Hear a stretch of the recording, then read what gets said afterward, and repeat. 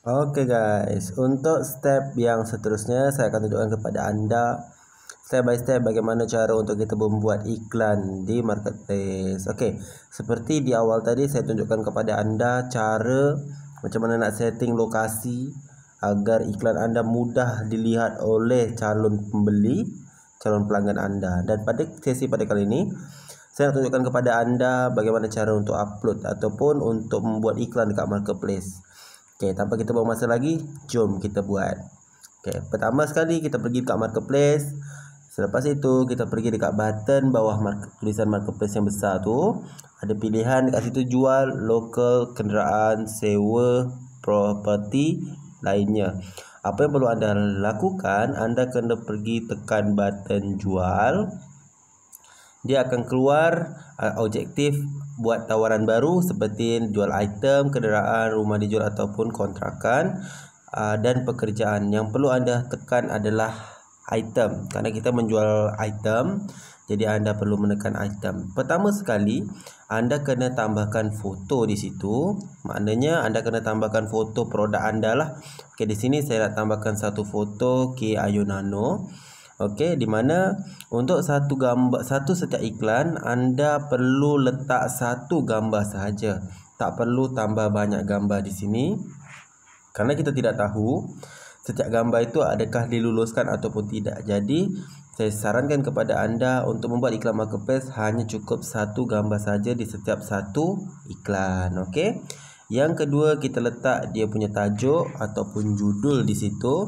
Bagi anda yang dah memiliki keyboard Sally, senang. Di situ anda tinggal cari je kata-kata yang telah pun kita dah susun. Tapi bagi anda yang belum daftar lagi Sally, anda boleh just copy dan paste sahaja. Alright. Dekat sini saya akan masukkan dia punya tajuk. Yang kedua, mengenai harga. Okey, saya sarankan kepada anda just anda letak kosong sahaja di situ. Agar apa? Agar calon pelanggan anda bertanya berapakah harga di conversation messenger seperti itu. Okey. Seterusnya kita akan pilih kategori. Okey, dalam kategori, kebiasaan yang saya sarankan kepada semua newbie yang baru menggunakan marketplace, saya akan suruh memilih dia ialah perhiasan ataupun jam tangan. Okey, kat sini anda boleh pilih pelbagai kategori. Pastikan kategori itu bersesuaian dengan produk anda. Okey, jika anda memilih, dekat sini kita ada produk kesihatan. Okey, kita ada produk kesihatan dan juga kecantikan. Jika anda memilih kesihatan dan kecantikan, kemungkinan iklan anda tidak akan diluluskan oleh pihak marketplace ataupun pihak Facebook itu sendiri. Alright. Jadi kebiasaan kat sini saya akan pilih perhiasan dan jam tangan ataupun aksesoris lah, seperti itu dalam bahasa English. Okey, yang seterusnya kita pilih kondisi. Okey, kondisi kita pilih barulah. Macam contoh produk kita ni kan baru. Jadi dia ada pilihan dekat sini jika kita lihat. Okey, seperti baru, baik, cukup baik dan barulah. Macam tu. Jadi kita pilih baru. Okey, untuk dia punya merek ataupun dalam bahasa Englishnya adalah dia punya jenama. Okey, kat sini jenama dia anda just boleh kosongkan ataupun anda boleh isi. Nah, kalau biasa saya boleh isi Kia Ionano ataupun Keling International. Itu yang biasa saya lakukan lah. Tapi jika anda nak kosongkan pun boleh. Alright, yang seterusnya kita masuk ke lokasi. Okey, lokasi ni sangat penting. Walaupun kita tadi di awal dah pun susun lokasi, tapi itu hanya radius saja. Hanya dia punya berapa miles ikan kita yang boleh dilihat oleh orang di sekitar. Dekat sini kita akan susun lokasi kita ni, kita nak pinkan dekat mana, dekat negeri mana, bandar mana dan di mana saja anda nak buat. Jika contoh anda di Melaka, anda nak pinkan dekat area Melaka pun boleh, sebab mungkin lokasi berdekatan dengan anda. Namun jika anda nak membuat iklan luar daripada Melaka, sebagai contoh dekat Muar ataupun dekat mungkin kat Johor Bahru ataupun kat Negeri Sembilan, Kuala Lumpur dan sebagainya pun boleh. Okey, dekat sini anda just masukkan nama bandar ataupun anda boleh scratchkan dia. Tapi kat sini saya tak tahu kenapa, mungkin algoritma Facebook berubah, jadi saya tak boleh geserkan dia dekat situ. Just saya tulis kat situ saya nak buat iklan dekat Pasir Gudang ni sebagai contoh ya. Anda boleh pinkan mana lokasi bandar di setiap negeri tersebut. Okey, Pasir Gudang, Johor, Malaysia je.